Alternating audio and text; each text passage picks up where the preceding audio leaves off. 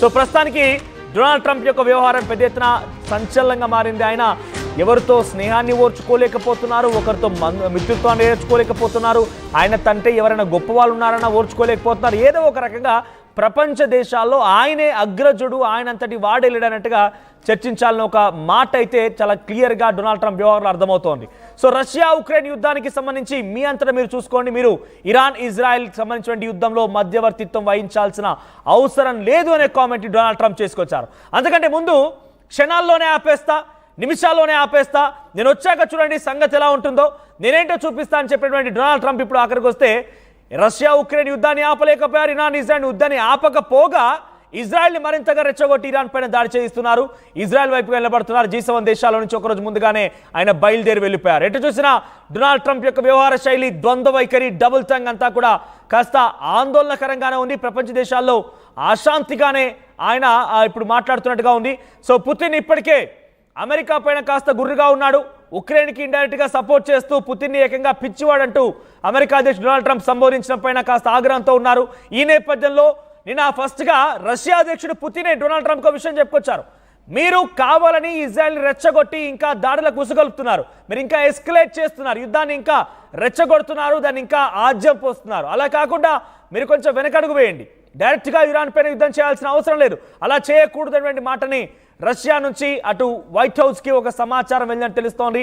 అంతకంటే ముందు డొనాల్డ్ ట్రంపే వేడుకున్నాడు, ఆయన ఎక్స్ ఖాతాలో చెప్పాడు, ఆయన నేను రష్యా అధ్యక్షుని అడిగాను, ఇరాన్కి మాకు సత్సంబంధాలు బాగా లేవు, ఇరాన్ నా పైన తప్పుడుగా భావిస్తోంది, ఆ డీల్ పైన సంతకం చేయమంటే నువ్వెవడవయ్యా నాకు చెప్పడానికి అన్నట్టుగా నాపై వ్యతిరేకిస్తోంది. సో ఈ నేపథ్యంలో ఇరాన్కి అమెరికాకి మధ్య సంధి కుదుర్చండి అని చెప్పి రష్యా అధ్యక్షుడు పుతిన్ని డొనాల్డ్ ట్రంప్ అడిగాడు. కానీ డొనాల్డ్ ట్రంప్ అడిగినటువంటి మాటని రష్యా అధ్యక్షుడు చాలా సీరియస్ తీసుకొని మంతనాలు ప్రారంభించడం స్టార్ట్ చేస్తే ఇప్పుడు ఏకంగా అమెరికా ఇరాన్ మధ్య డైరెక్ట్ యుద్ధం జరిగేలా కనబడుతోంది. డైరెక్ట్గా అమెరికానే యుద్ధం చేస్తాం, మాకు సుప్రీం లీడర్ అలీ ఖమేనీ ఎక్కడున్నాడో తెలుసు, ఎక్కడ దాక్కున్నాడో తెలుసు, అక్కడెక్కడ న్యూక్లియర్ స్థావరాలు ఉన్నాయో తెలుసు, much more bigger than that, over and over again nuclear bomb ఉండదు, అలీ ఖమేనీ మూర్ఖుడు, ఇలాంటి మాటలు అమెరికా మాట్లాడుతుందంటే ఇక్కడ ఇంకెక్కడి సంధి కుదుర్చడం, ఇంకెక్కడ సఖ్యత కుదుర్చడం. సో పుతిన్ మళ్ళీ చెప్పి ఏం చేస్తారంటే, మీరు అలా చెప్పారు, నేను ప్రయత్నం చేస్తున్నాను, కానీ మీరు మాత్రం మళ్ళీ దాడి చేస్తానంటున్నారు, ఇది సబబు కాదు, దాడి చేయకండి, మీరు డైరెక్ట్గా ఇన్వాల్వ్ అవ్వకండి, దానికి ఒక ముగింపు పలుకుదాం,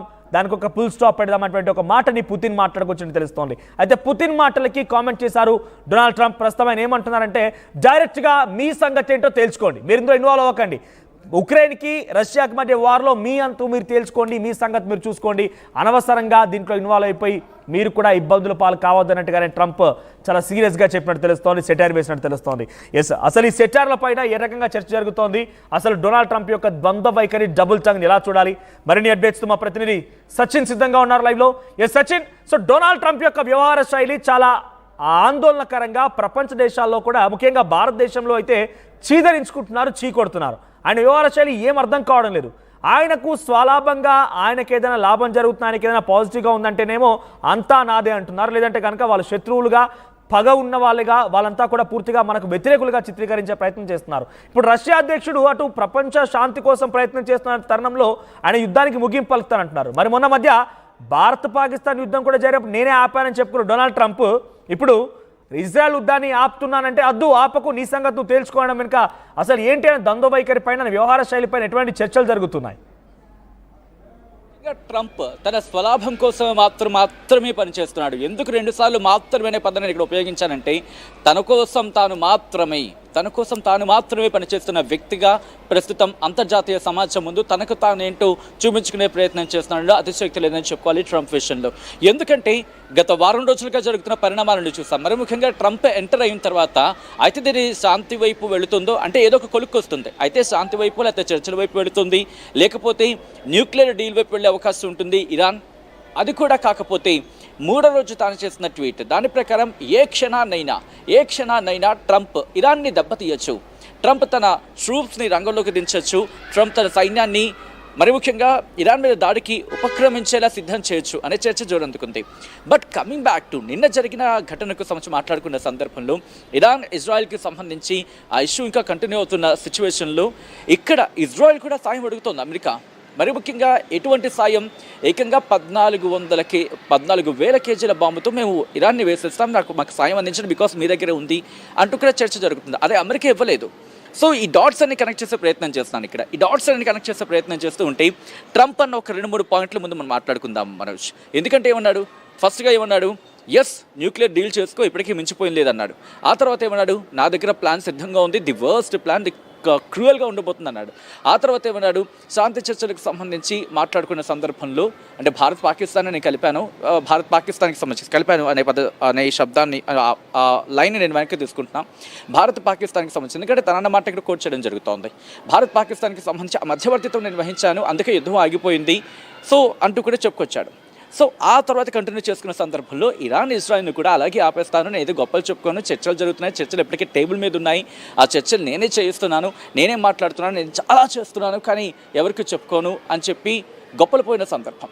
కట్ చేస్తే నేను పుతిన్కి సంబంధించి మాట్లాడిన తర్వాత. బట్ అంతకన్నా ముందు రోజు ఒక 2 పదాలని కీలకమైన బ్రహ్మాస్త్రాలుగా మాట్లాడుకుని ఒక కీలకమైన మాటలని అన్నాడు. అన్కండిషనల్గా సరెండర్ అయిపో అంటూ ఖమేనీకి సంబంధించి Iran supreme leader so called అంటూ కూడా, అంటే ఇరాన్ని కిలికేలాగా. సో ఇక్కడ యుద్ధం గ్యారంటీ ఏమో, రాత్రికి రాత్రి ఇంకా ఖొమేనీ ఇంకా కనిపించడేమో, మాయమైపోతాడేమో, బంకర్లో దాక్కున్న ఖొమేనీ కూడా బయటికి లాక్కొచ్చి కొట్టేస్తారేమో, చంపేస్తారేమో అనే చర్చ జరిగింది. బట్ ఇటువంటి అన్నీ అంటే అటు శాంతి వైపు జనాల్ని ఆలోచించేలా చేశాడు. ఆలోచించిన సెన్స్ కన్ఫ్యూషన్ క్రియేట్ చేస్తున్నాడు.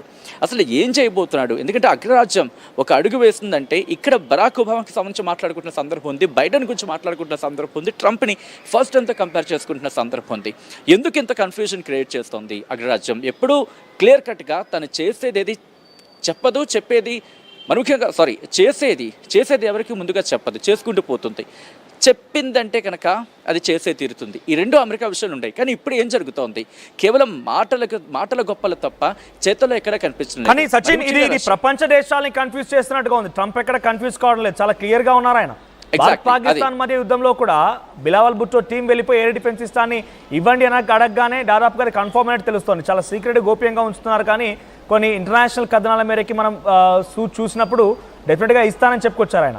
ఉక్రెయిన్ అనేది చాలా చిన్న దేశం రష్యాతో పోలిస్తే, కానీ ఇండైరెక్ట్గా ఉక్రెయిన్కి సపోర్ట్ ఇచ్చి రష్యాని ఎక్కువ పెట్టాలని చూస్తున్నారు. ఇజ్రాయెల్ కూడా కంపారిటివ్లీ చాలా చిన్న దేశం, కానీ ఇజ్రాయెల్ భుజం పైన ఎక్కువ పెట్టి అయినా అరబ్ దేశాలు మొత్తం కంట్రోల్ తీసుకొచ్చుకోవాలని ఒక ఆలోచనతో ఉన్నారు. ఇప్పుడు ఏకంగా ఆ 2 దేశాల మధ్య సఖ్యత కుదురుస్తాం, ముందుకు వెళ్దాం, అందరితో మాట్లాడదాం, చాలా కాంప్రమైజింగ్ తీసుకొద్దామని పుతిన్ ప్రయత్నం చేస్తుంటే నువ్వేంటి చేసేది, నీ వంతు నువ్వు చూసుకో అంటున్నారు ఆయన. అంటే ఆయన ఏది చేసినా కరెక్టే, కమర్షియలైజ్ కోసం చేస్తున్నారు ఆయన. సో ఇన్ఫ్యాక్ట్ సచిన్, మనం చాలా వరకు చరిత్ర పుస్తకాల్లో చదువుకున్న చూస్తే, హిస్టరీ కనుక గమనిస్తే, అమెరికా తన శత్రువులు కనుక ఇతర దేశాల్లో ఉంటే వారు మన దగ్గరికి రాకముందే ఆ శత్రు దేశాల్లోనే అక్కడికి వెళ్ళిపోయి మరి దాడి చేసి చంపేయగల సామర్థ్యం ఉంది. ఇప్పుడు అదే జరుగుతుంది. బహుశా అటువంటి విధంగానే డొనాల్డ్ ట్రంప్ వ్యవహరిస్తున్నట్టుగా ఉంది. సో డొనాల్డ్ ట్రంప్ యొక్క తీరు ఎక్కడ కన్ఫ్యూజన్గా ఇతర దేశాలు కలిగిస్తుంది, కానీ చాలా కాన్ఫిడెంట్గా ఆయన కమర్షియలైజ్, పక్కా కమర్షియల్ వ్యక్తిగా కనబడుతున్నారు. ఈ పరిస్థితి ఎక్కడి వరకు దారి తీయొచ్చు? డొనాల్డ్ ట్రంప్ యొక్క ద్వంద్వ వైఖరి, ఒక అహంకారపూరితమైన వైఖరి ఎక్కడి వరకు దారి తీయొచ్చు అంటారు? ఎగ్జాక్ట్గా ఒక వ్యూహంతో వెళ్ళే వ్యక్తికి సంబంధించి ఆ విజన్ మనకు అర్థమవుతుంది. కానీ ఎడాపెడ వాగేస్తూ ఏం చేస్తాడో తెలియని పరిస్థితుల్లో ఒక వ్యక్తి, అది కూడా అగ్రరాజ్యం అధ్యక్షుడిగా ఉన్న క్రమంలో ఆయన వేసే అడుగులు యావత్ ప్రపంచం నిశ్చితంగా గమనిస్తూ ఉంది. ఇక్కడ ట్రంప్ కనుక, ఎందుకంటే నేను పుతిన్ ఇచ్చిన ఒక విధంగా చెప్పాలంటే వార్నింగ్, అది ఒక సింపులెస్ట్ వార్నింగ్ అని చెప్పుకోవాలి.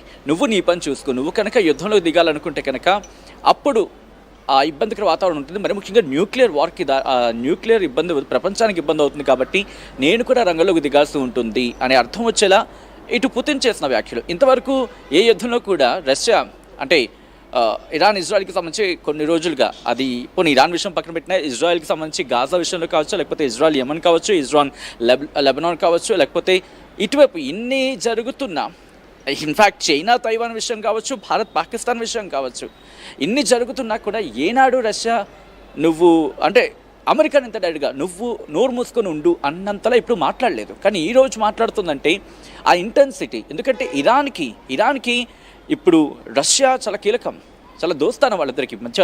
జనవరిలో ఒప్పందాలు కూడా జరిగాయి. సో దాంతోపాటు వాళ్ళకున్న ఆ బంధం అలాంటిది. సో ఈ క్రమం గురించి మాట్లాడుకున్న సందర్భంలో ఇప్పుడు రష్యా నేరుగా రంగంలోకి దిగిపోతుంది అనుకున్నట్లో ఎటువంటి అతిశయోక్తి లేదు. ఇది బ్లండర్ మిస్టేక్ అవుతుంది. ఎవరైనా కనుక ఒకవేళ ఈ యుద్ధాన్ని కనుక ట్రిగ్గర్ చేస్తే అది బ్లండర్ మిస్టేక్ అయ్యే అవకాశం ఉంది. ఎందుకంటే అది మూడో ప్రపంచ యుద్ధానికి ఇంక దారి తీసేయచ్చు, అంటే ప్రపంచం కొట్టుకునే టైం సిచ్యువేషన్ అని చెప్పడంలో అతిశక్తి అని చెప్పుకోవాలి. బట్ ఇక్కడ ఆచితూచి వ్యవహరించాల్సిన సందర్భం. అది పుతిన్ తీసుకొస్తాడా, లేకపోతే ఒకటి పుతిన్ ఏమంటున్నాడు, నేను మీడియేట్ చేయడానికి సిద్ధంగా ఉన్నప్పుడు పుతిన్కి ఎక్కడ క్రెడిట్ వెళ్ళిపోతుందో అని చెప్పి అధ్యక్షుడిగా ఉన్న డొనాల్డ్ ట్రంప్ విషయంలో ఆ